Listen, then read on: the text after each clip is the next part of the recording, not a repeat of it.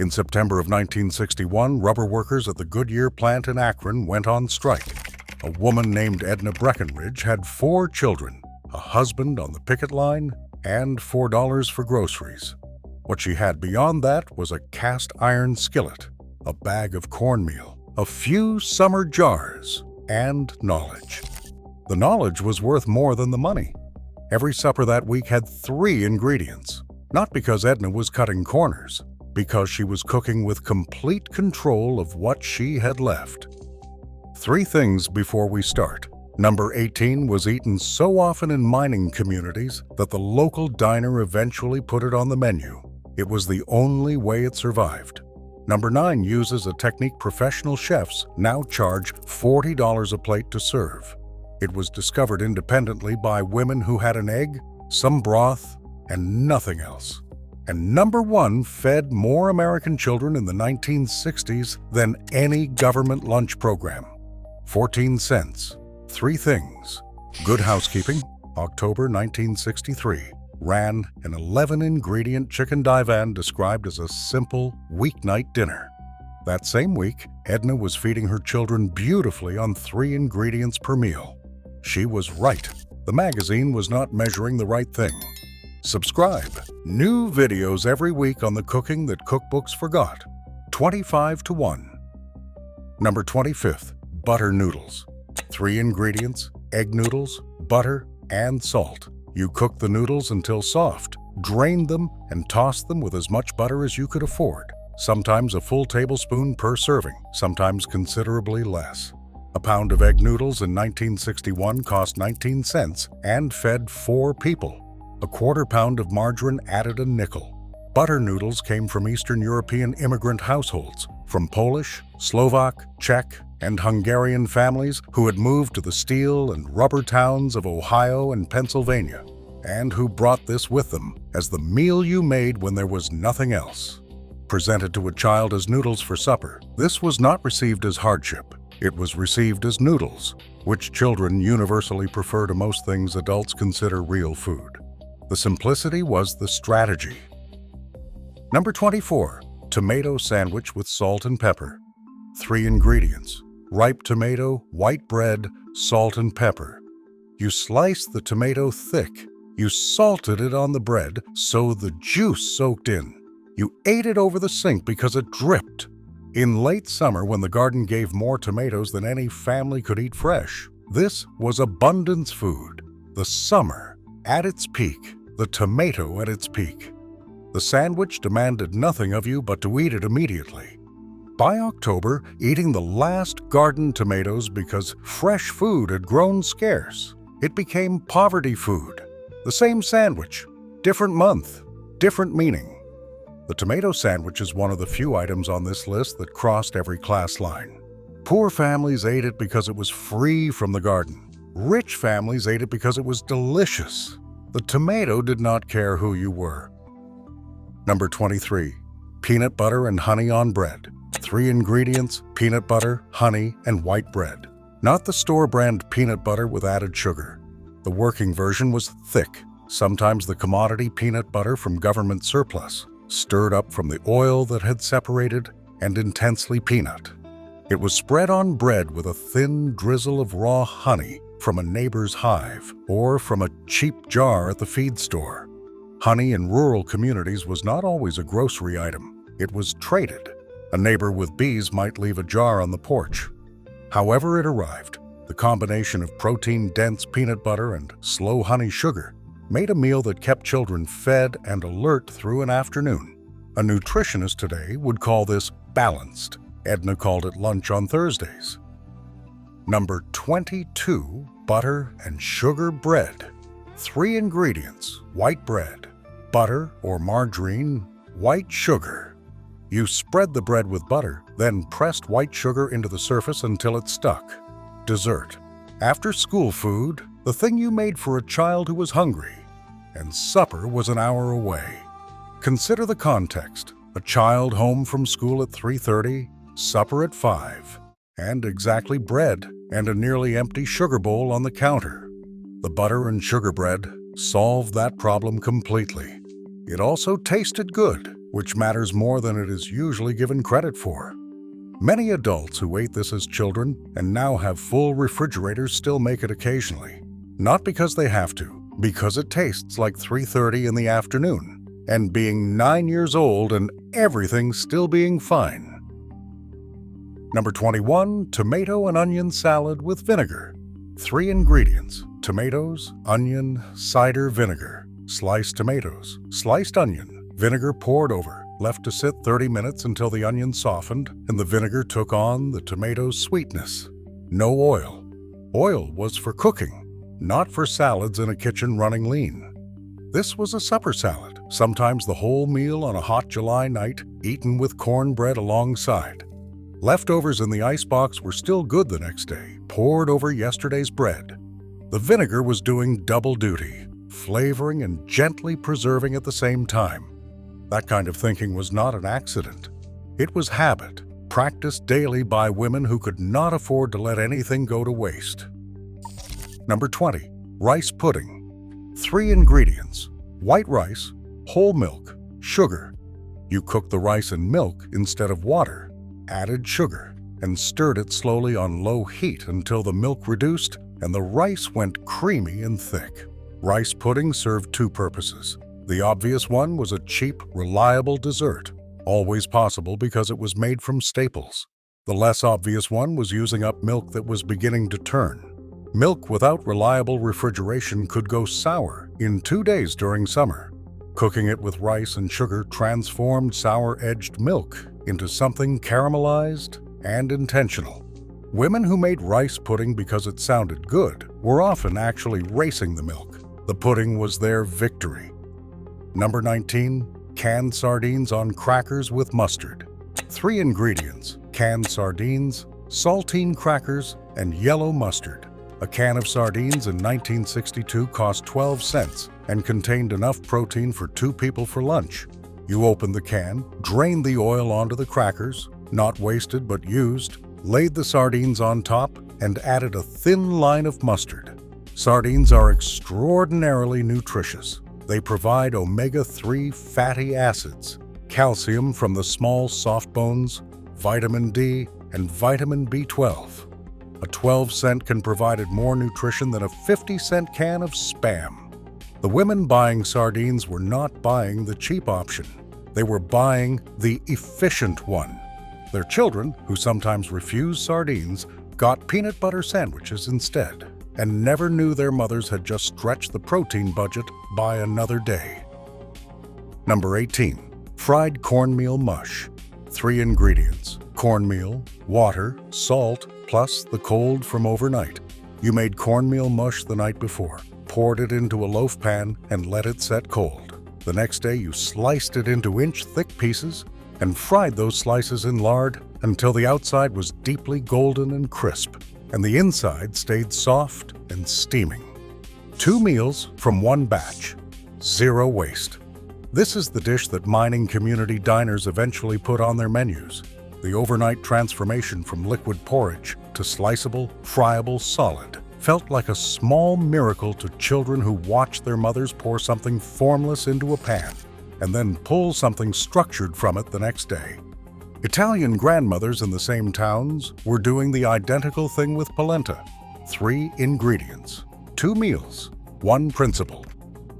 Number 17, cornmeal porridge with dark molasses. 3 ingredients: cornmeal, water, dark molasses.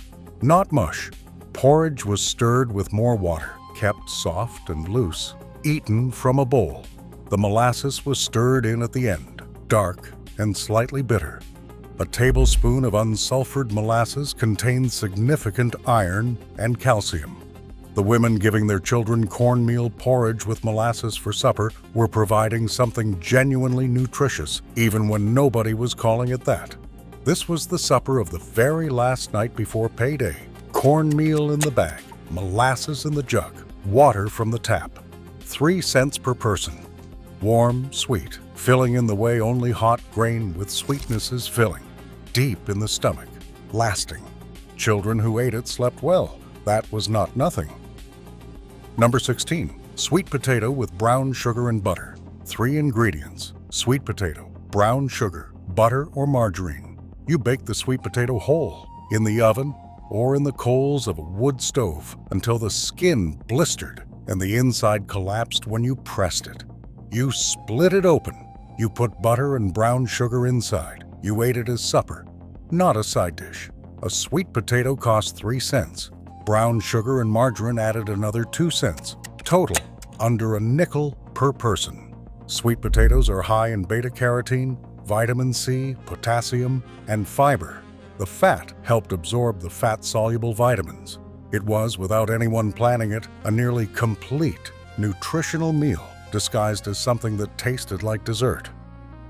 Number 15. Fried apples with cinnamon and sugar. 3 ingredients: apples, sugar, and cinnamon. You sliced the apples thick, put them in a skillet with a small amount of fat, added sugar and cinnamon, and cooked them until they softened and the sugar caramelized. It could be a dessert, a supper side dish, sometimes the main event for children. Apples in fall were cheap or free, windfalls from a neighbor's tree, bruised ones given away at the market, fruit from a backyard tree nobody else wanted. The cinnamon was the one spice that appeared in even the sparest pantry because it stretched so far. A 1/4 teaspoon transformed plain apples into something that smelled like celebration. I want to stop here because we're halfway through and I've been thinking about something. Every item on this list has 3 ingredients, but what that conceals is the 4th one that every single dish actually required: knowledge. How long to cook the mush before it sets? When the apples are done but not mushy? How much salt the cornmeal needs? That knowledge wasn't written on any package. It was passed between women, mother to daughter, neighbor to neighbor, in kitchens where nobody was taking notes. 3 ingredients and a 4th one that couldn't be bought. We are losing it faster than almost anything else. Number 14. Fried egg sandwich. 3 ingredients: egg, white bread, and salt. You fried the egg in a small amount of lard, broke the yolk so it ran and cooked flat, slid it onto bread, salted it, and put a second piece on top. It could be breakfast, lunch, or supper, depending on what else was available. Eggs cost about 54 cents a dozen in the early 1960s, 3 cents per egg. 4 fried egg sandwiches cost 12 cents in protein. A fried egg sandwich is also objectively one of the better things you can eat. The yolk caramelizes where it touches the pan. The white goes crisp at the edges, and the bread absorbs the fat. Adults who grew up eating this as poverty food often make it by choice as adults when they want something immediately satisfying. The meal remembers what your childhood body knew. Number 13. Milk gravy on toast. 3 ingredients: milk, flour, butter. You made a roux, butter, and flour, cooked until the flour lost its raw taste. Then you added milk slowly and whisked until you had a smooth, white, thick gravy poured over toast. Unlike water gravy, this was actually rich. The fat from the butter and the protein from the milk made it genuinely satisfying rather than just filling. A cup of milk gravy on 2 pieces of toast provided real nutritional value. In a kitchen where the difference between enough and not enough was sometimes psychological as much as physical, where feeling fed mattered as much as being fed, that richness was the whole point. Number 12. Vinegar pie. The filling had 3 ingredients: eggs, sugar, cider vinegar. They were whisked together, poured into a pie shell, and baked until set. The result was custardy, tart, slightly sweet, with the vinegar doing what lemon juice does in lemon curd, cutting the richness of the egg and brightening everything. Vinegar pie was the pie you made when you had no fruit, no chocolate, no cream, no citrus. It was popular across the rural South and Midwest through the Depression and quietly into the 1960s, in households where it was still necessary. Women who served it to guests often did not mention the vinegar. Guests ate it and asked for the recipe, and were mildly surprised by what gave it that brightness. It is genuinely a good pie. 3 ingredients plus a crust. I recommend making one. Number 11. Poor man's egg drop soup. 3 ingredients: eggs, water or light broth, and salt. You heated the water to a gentle simmer. You beat an egg in a cup, then poured it in a thin stream into the hot liquid while stirring slowly. The egg cooked immediately into soft, silky ribbons. It is the same technique as Chinese egg drop soup, which restaurants now charge $8 a bowl for, and the same as Italian stracciatella, which immigrant grandmothers were making in the same towns during that decade.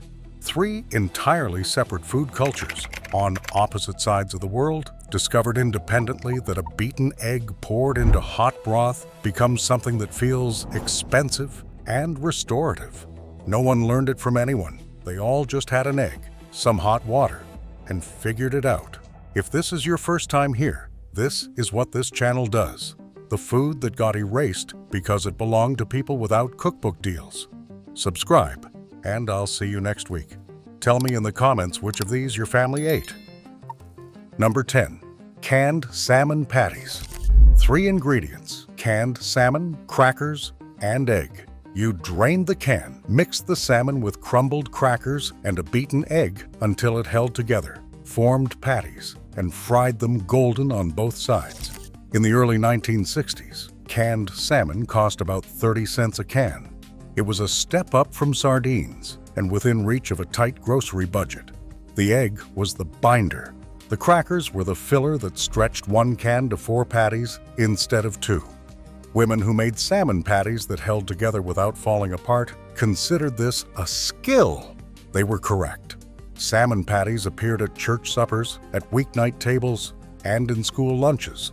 They were served with whatever vegetable was available, or with another item from this list, or with nothing. They were always good. Number 9. Pork neck bones and sauerkraut. 3 ingredients: pork neck bones, sauerkraut, and water. You browned the bones, added sauerkraut and water, put a lid on the pot, and let it cook for 2 or 3 hours until the meat fell off the bone and the sauerkraut had gone soft and deeply savory. Pork neck bones cost 30 cents a pound. Little meat, enormous flavor because the marrow and collagen dissolved into the broth as they cooked. The sauerkraut's acid cut the fat of the pork and preserved the dish in ways fresh vegetables could not.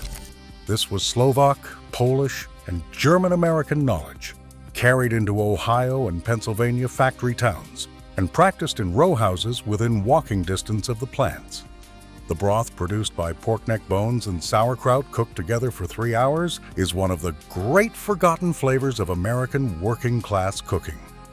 Nobody has put it on a menu. It fed a continent of immigrants' children.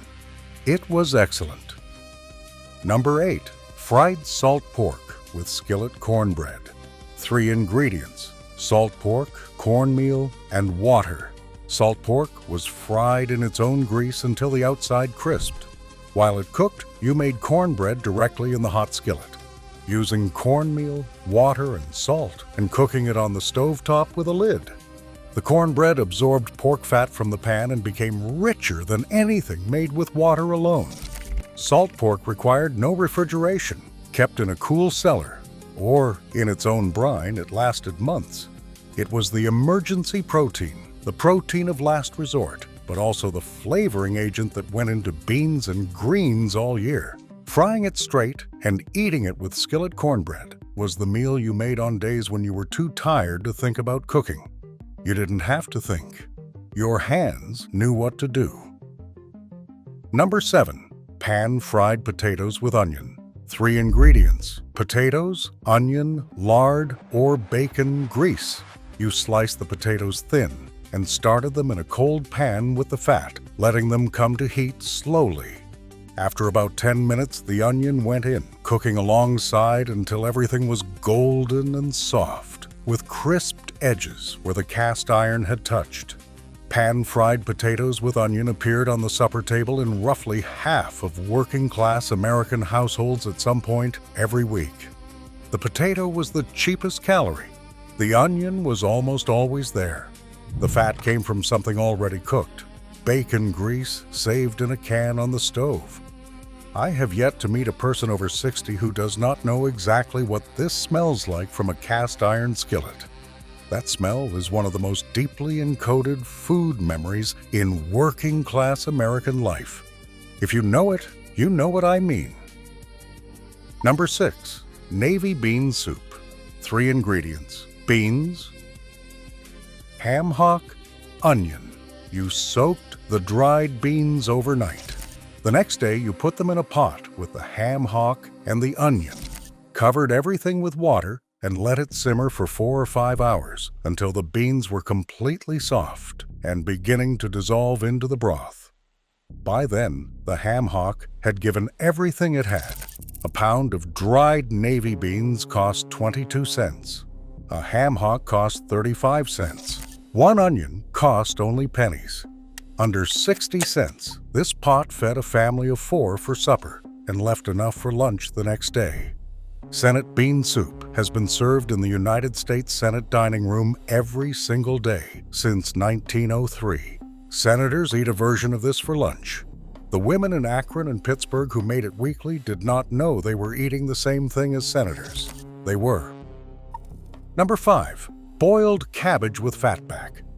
3 ingredients: cabbage, fatback, salt.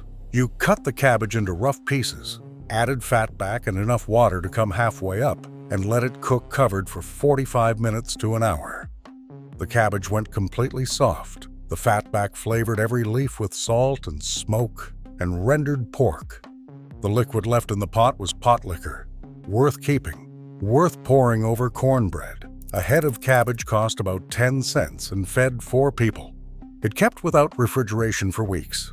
Women who cooked cabbage with fatback knew something food science confirmed later. The fat helped the body absorb the fat-soluble nutrients in the cabbage. They did not know the mechanism. They knew the dish. That is a different kind of knowledge. I want to say something before we get to number 4. The response I get most often in the comments on this channel is, "My grandmother made this." Not used to make, made. Present tense. Because the memory is so strong, it does not feel past. It feels like the kitchen is still warm and the pot is still on the stove. And if you walk through the right door, you would be back there. That is what this food does. That is why it is worth talking about. Number 4. Potato and onion soup. 3 ingredients: potatoes, onion, water, or milk. You cut the potatoes and onion into pieces, covered them with water or milk if you had it, and cooked until the potatoes were tender and beginning to dissolve into the liquid. Add salt and a pat of butter at the end. Potato and onion soup made with milk is one of the most calorie-efficient meals possible. The starch thickens the milk into something that eats like cream soup. A bowl of this, hot, with bread, in the middle of winter, is the definition of enough. This soup appears in Irish-American households, in Polish-American households, in French-Canadian Milltown households, and in rural Southern families who had moved north for factory work. Different people, different regions, same 3 ingredients, same pot. The 3-ingredient solution was not a regional answer. It was a universal human answer to the question of how to make something from almost nothing. Number 3. Dried lima beans with ham hock. 3 ingredients: dried lima beans, ham hock, and black pepper. Long-cooked dried lima beans are a different dish entirely from the fast-cooked ones. At least 3 hours is needed. The skin softens completely.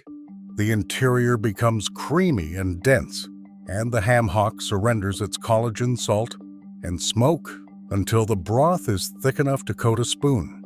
Black pepper was sometimes the only seasoning, and in a well-made pot of dried limas, it was enough, cutting through the richness the way an acid would and preventing the whole thing from falling flat. Women who understood this were using pepper the way a chef uses an acid. They did not have the vocabulary for it. They had the instinct, and the instinct was correct. Number 2. Brown gravy on biscuits. 3 ingredients: meat drippings, flour, and water. Not cream gravy, not water gravy. Brown gravy came from the drippings of whatever had been cooked earlier in the week: beef, pork, or chicken, saved in a jar and kept cool. A spoonful of flour was browned in those drippings over heat until it was dark and nutty smelling. Water was added slowly. The brown from the flour and the fat was the whole flavor. It was the Maillard reaction in its simplest form, the same chemistry that makes bread crust and seared meat so compelling, achieved with a spoonful of saved drippings, some flour, and patience. Brown gravy on biscuits used the remnant of a previous meal to create an entirely new one. Nothing from the week was wasted.